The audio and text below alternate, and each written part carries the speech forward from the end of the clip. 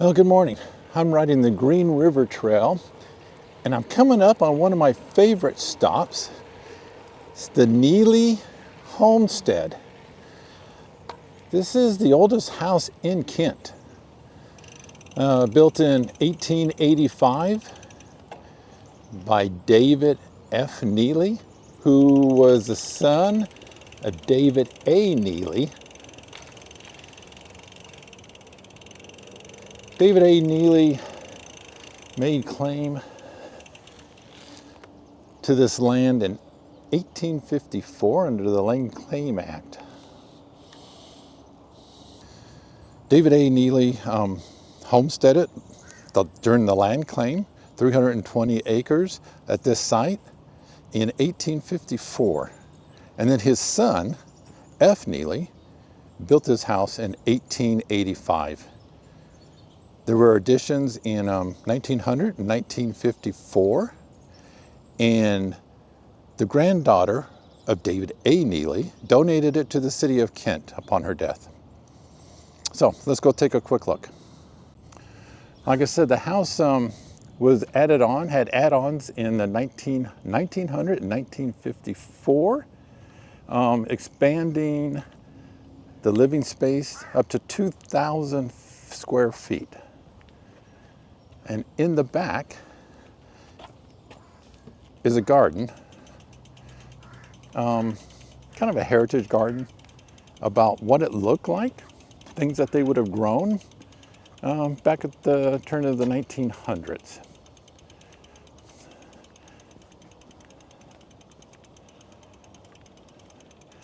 See, it's got the master gardeners of King County support this, and I can see that they are working in it right now, so we'll have to go and visit the garden at another time.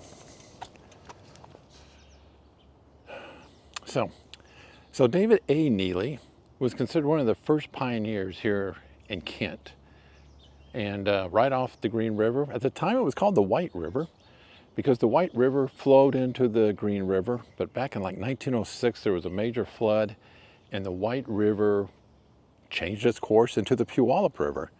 And so now this is just called the Green River. But here on this house near the original homestead, which was a one-room log cabin that had a trapdoor in it. And he dug a 100-yard tunnel to the river and told his family that in case of a danger or emergency, they were to go to the tunnel to the river and take a canoe to escape. In 1860, Congress set up a mail, the post office, and David Neely was the first postmaster here on the site. And then he lived, 1912, just New Year's Eve 1912, and just a few months away from his 90th birthday.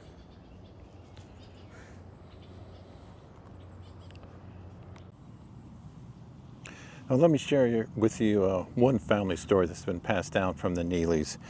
Mrs. Lenore Neely Dolan, granddaughter of David A. Neely, was saying that just after, 1856, after the Indian Wars and the Puget Sound had settled down, they moved back to the cabin.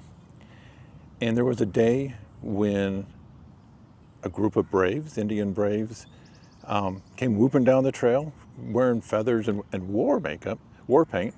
And Salethia, I believe that's how you say her name, was 3 years old at the time, went running towards them, clapping her hands gleefully.